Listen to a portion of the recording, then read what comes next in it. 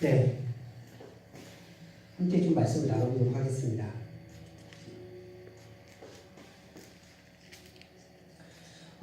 오늘 제목은 예수님께 영광이라는 제목으로 말씀을 전합니다. 특별히 우리가 오늘 영광에 관련된 말을 나누기 전에 먼저 우리가 좀 사람들끼리 만날 때에 인사할 때 여러 가지 인사가 있는데 그중에 영광이라는 말을 아주 가끔 쓰게 됩니다.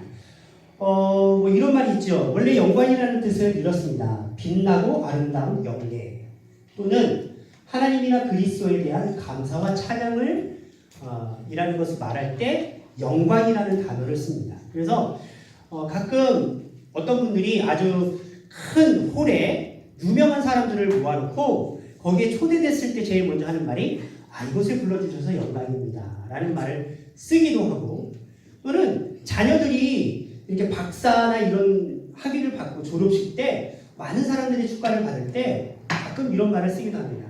이 모든 영광을 하나님께 또는 이 모든 영광을 부모님께 돌립니다 라는 말을 쓰게 됩니다. 여기서 우리가 영광이라는 말을 할 때 사람들은 대체로 굉장히 기쁘고 행복한 일 또는 아주 아름답고 멋있는 일을 사용할 때 영광이라는 말을 씁니다. 힘들고 어려운 일에 대해서는 영광이라는 말을 쓰지 않아요. 예를 들면은 뭐 어떤 사람에게 아주 힘든 일을 시키면서 야 이거 해 사람들이 무시하는 투로 얘기했을 때 그 일을 받은 사람이 아이고 영광입니다 그렇게 어려운 일을 주셔서 이런 말은 비꼬는 투죠. 원래 영광이란 말은 아름답고 멋있고 또는 사람들 보기에 참 좋은 뜻을 갖고 있는데 오늘 이 시간 우리가 바라봐야 할 영광의 단어 그 뜻은 무엇인지 함께 살펴보고자 합니다. 가끔 영광이라는 말 반대에 쓰는 말이 뭐냐면 십자가라는 말이죠. 그래서 아주 사람들이 나를 못살게 굴고 막 그럴 때 이런 말을 쓰죠. 그 인간 내 십자가야.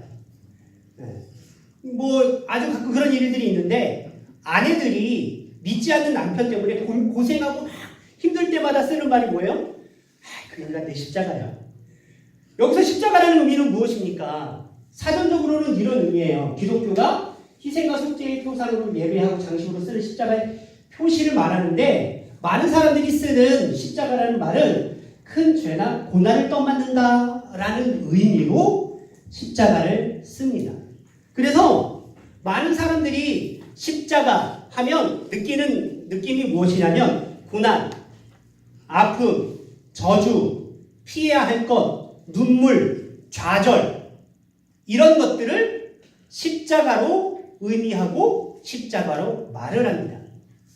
뭐 우리가 십자가 목걸이를 달고 다니지만 이렇게 멋이 예쁘게 잘 달고 다니지만 사람들이 그 십자가라는 의미를 딱 들었을 때에는 상당히 많은 고난과 아픔을 상징하게 됩니다. 오늘 예수님에 대해서 예수님에게 십자가란 또는 예수님께 영광이란 무엇인가를 함께 말씀을 통해 살펴보고자 합니다. 오늘은 특별히 종려주일입니다. 그죠? 영어로는 팜 선데이라고 말하는데 이 종려주일은 어떤 날이냐면 예수님께서 십자가를 지기 위해 예루살렘에 입성하신 날이에요. 이 예루살렘에 입성할 때 어떤 일이 있었죠? 많은 무리들이 모여서 예수님이 오자 막 종려나무 가지, 그러니까 이게 팜트리 이걸 잎을 막 흔들면서 호산나 주의 이름으로 오시는 이여 왕이시여 복이 되도다 이런 식으로 찬양을 하고 외쳤던 날이 바로 오늘 날입니다. 다른 복음서와 다르게 오늘 읽은 이 요한복음에는 조금 독특한 구절이 있어요. 그게 무엇이냐면 호산나 주의 이름으로 오시는 이여 찬송하리로다 그 뒤에 어떤 구절이냐면 이스라엘의 왕에게 복이 있도다. 그러니까 지금 많은 사람들이 모여서 이스라엘 왕에게 복이 있도다 라고 종려나무를 가지를 흔들었다는 얘기예요. 그럼 그때 예수님께서 나귀를 타고 계셨을까요? 안 계셨을까요? 나귀를 안 타셨어요. 이 말씀을 듣고 나귀를 타십니다. 나귀를 탄다는 의미는 이스라엘에서는 왕이 즉위식에 앞서서 백성들 앞에 지날 때 하던 의식이에요. 그러니까 예수님이 걸어서 들어가고 있을 때 많은 백성들이 모여서 종려나무 가지를 막 흔들면서 호산나 주의 이름으로 오시는 이여 이스라엘의 왕에게 복이 있도다 라는 말을 듣자 예수님께서는 어린 나귀를 타신 겁니다.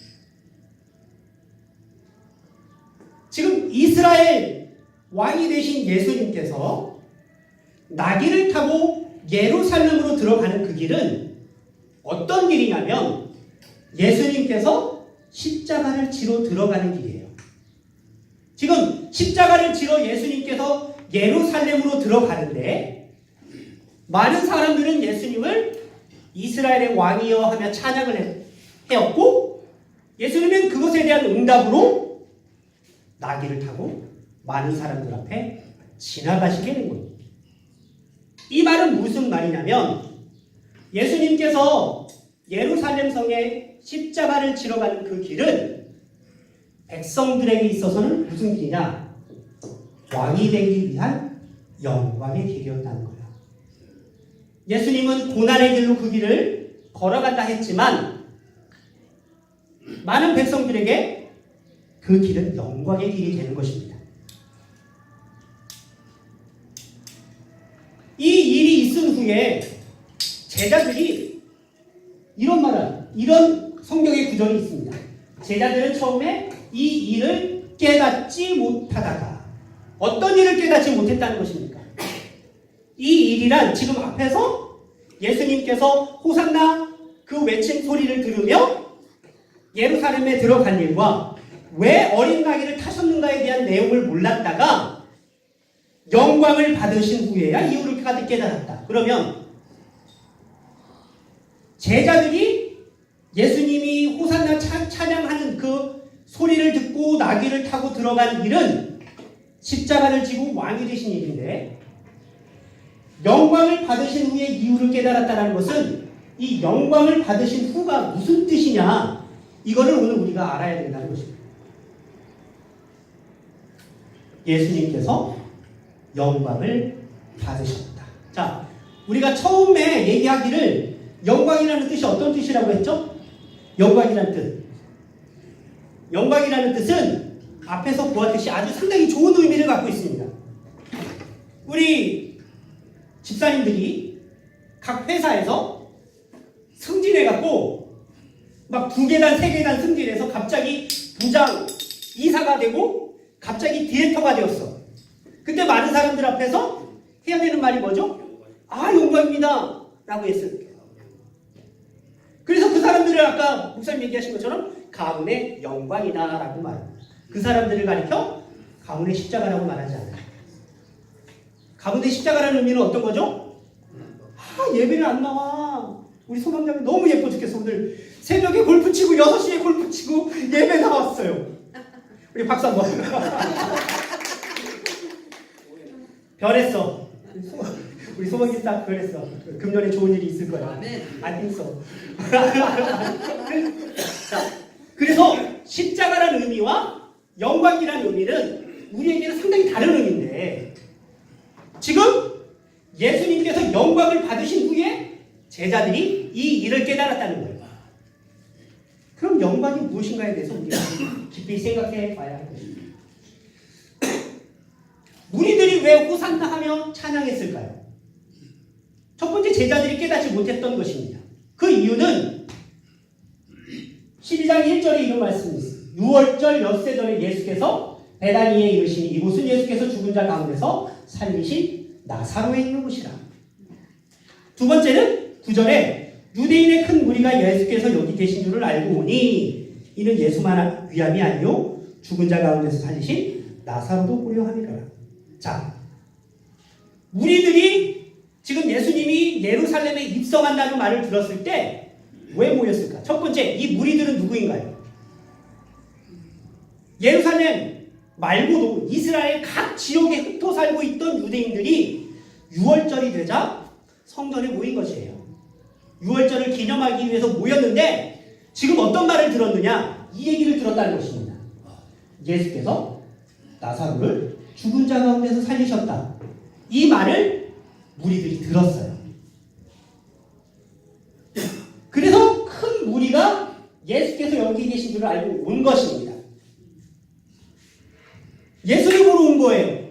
많은 무리들이 예수님이 누군지, 그 사람이 나사로를 살렸대. 죽은 지 나흘 동안에 모든 시체가 부패가 시작이 되고 장기가 훼손되는 그 4일을 지났는데도 불구하고 그 죽은 사람을 살려냈던 예수가 예루살렘으로 온대. 그래서 사람들이 모인 것입니다.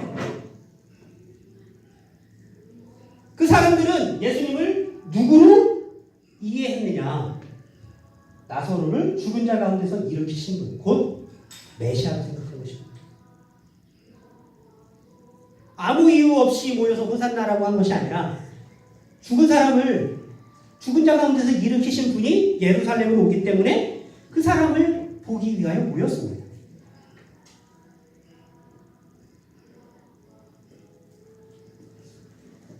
나가서 종려나무 가지, 팜트리를 막 흔들면서 외쳤다라고 되어 있어요. 외쳤다. 그러면 우리가 말하는 외쳤다라는 의미를 우리가 굉장히 자세히 볼 필요가 있는데, 이 외쳤다라는 단어의 뜻은 어떤 뜻이냐면 사전적으로 이렇게 되어 있습니다. 길고 낮게 짖다, 또는 짐승, 도망자들이 막다른 곳까지 몰린 상태에서 울부짖는 소리를 표현할 때 이 단어를 씁니다. 그러니까 지금 많은 무리들이 예수님이 예루살렘에 들어왔을 때에 부르짖는 그 소리는 행복한 외침이 아니었다는 거예요. 잘 생각하셔야 됩니다. 어떤 외침이냐? 살려달라는 외침입니다. 그러니까 지금 우리가 이런 월드컵이나 올림픽에서 금메달 따고 온 사람들을 환영하는 그런 소리가 아니라, 짐승이나 어떤 사람들이, 도망자들이 막다른 곳에 몰려갖고 죽음 속에서 살려달라고 외치는 부르짖음을 예수님이 들어갈 때 짖었다는 거예요. 이 소리는 두 가지 의미입니다. 살려달라라는 의미가 있을 뿐만 아니라 살린다라는 의미가 있어요. 예수님은 이 울부짖는다 외친 소리를 들으면서 예루살렘으로 들어가시는 겁니다. 그러니까 지금 예루살렘에는 기쁨의 소리가 아니에요. 상당히 처절한 울음소리가 있는 것입니다. 로마의 압제, 수많은 사람들로부터 노예와 같은 생활을 하고 있는 그 사람들이 살고 싶어서, 또는 죽은 사람을 살렸다는 예수의 그 소식을 듣고 병든 사람들이 모여서 나도 살려달라고 외친 소리라는 거예요. 그 주변에 수많은 사람들이 울면서 외쳤을 것입니다.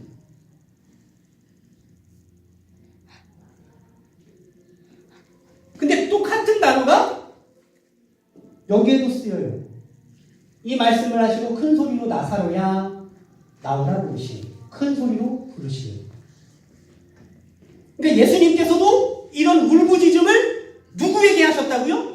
나사로에게. 이 의미는 뭐냐면 나사로를 죽은 자 가운데서 살리려는 외침이에요.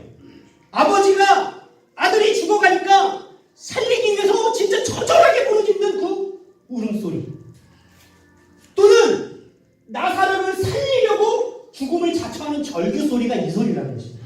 이 소리를 예수님이 나사로를 살릴 때 이 소리를 냈는데, 예수님이 예루살렘 입성할 때 관중들이, 무리들이 그 소리를 냈다는 거예요. 한번 생각을 해보십시오. 그 아버지가 죽어가는 아들을 부둥켜 안고 울면서 살려달라고 외치는 그 소리, 얼마나 처절하고 아픕니까? 근데 그 소리를 관중이, 많은 무리들이 예수님께 막 부르고 있었다는 거예요. 어떤 의미? 살려달라!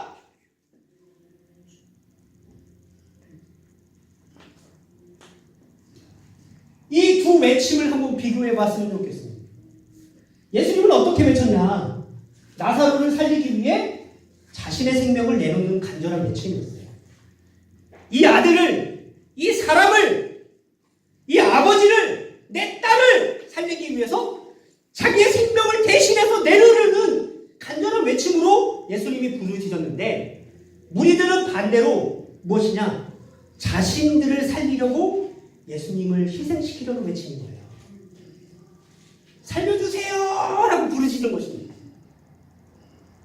그 외침이 똑같은 곳에 8번, 7번 쓰이는데 18장 40절에도 똑같은 단어가 씁니다. 저희가 또 소리질러 가로되 이 사람이 아니라 바라바라 하니 바라바를 갑니다. 바라바를 살리려고 예수님을 파는 거예요.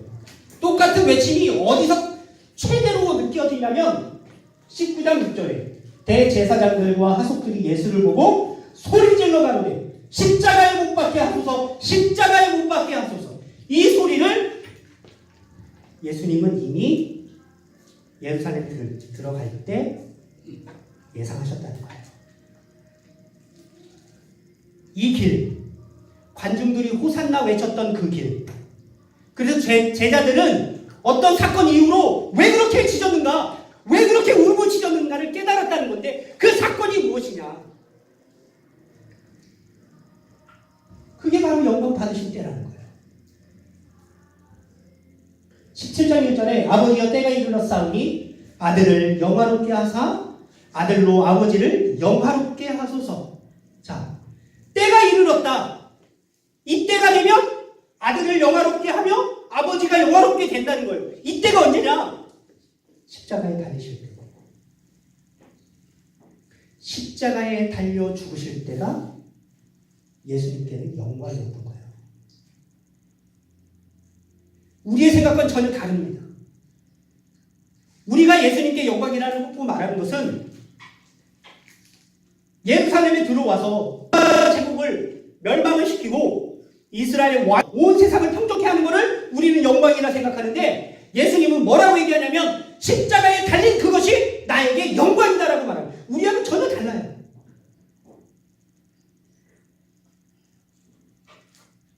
우리 서두에서 말한 것처럼 예루살렘으로 가는 그 길은 어떤 길입니까? 많은 무리들이 울부짖으며 살려달라고 하는 그 길이에요. 우리를 구원하시기 위해 십자가를 지러 가는 그 길. 그 길이 바로 예수님께 영광이 되는 그 길입니다. 우리를 구원하시기 위해 십자가에서 죽으시는 것이 예수님께는 영광을 받으시는 거예요. 그래서 예수님께서 이런 말을 하는 거예요. 소망아, 너를 위해서 죽을 수 있어서 영광이야. 호야, 내가 너를 위해서 죽을 수 있어서 얼마나 큰 영광인지 몰라. 이게 예수님이 우리를 향한 울부짖음이라니. 우리가 생각하는 영광과 너무 다릅니다. 누군가를 위해 죽을 수 있는 것이 바로 예수님께는 최고의 영광이었던 거예요.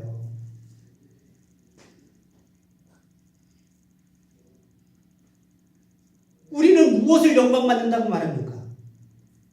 우리에게는 영광을 받는다는 의미가 무엇이에요?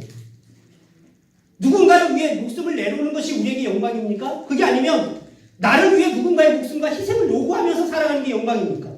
많은 사람들이 말하는 영광은 대접받는 것입니다. 엄청나게 비싼 뷔페나 엄청나게 비싼 호텔 식당으로 누군가의 초청을 받아서 들어가는 것을 영광스럽다 말합니다. 높은 자리에 올라가는 것, 그것을 우리는 영광스럽다고 말합니다. 비천한 내가 유명한 정치인의 모임에 가서 앉아있는 것을 영광이라고 말합니다. 사람들을 지배하고 다스리고 명령하고 호령하게 되는 사람이 되는 것을 우리는 영광이라 말하고 그것을 우리가 영광 받았다 라고 말합니다. 그러나 예수님 영광 받는다는 것이 무엇입니까? 대접받는 것인가요? 환영받는 일이신가요? 아니요. 예수님에게 영광을 받는다라는 것은 나를 위해 목숨을 내놓는 것이 예수님에게 있어 최고의 영광입니다. 목사님을 위해서 예수님께서 목숨을 내놓으신 그 사실이 예수님에게는 너무나 큰 영광이셨던 거예요.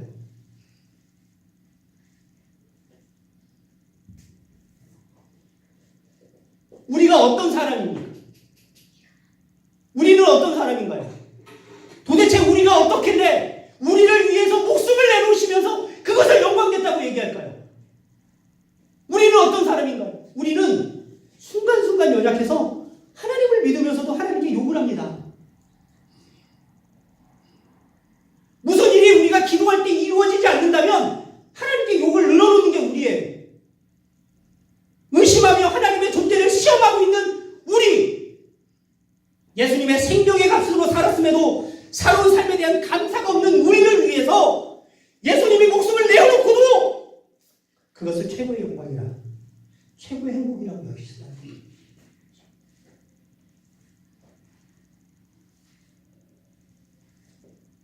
우리 어떻게 살아야겠습니까? 그냥 세상 사람들이 말하는 똑같은 영광, 그 영광 추구하며 살아야겠습니까? 아니면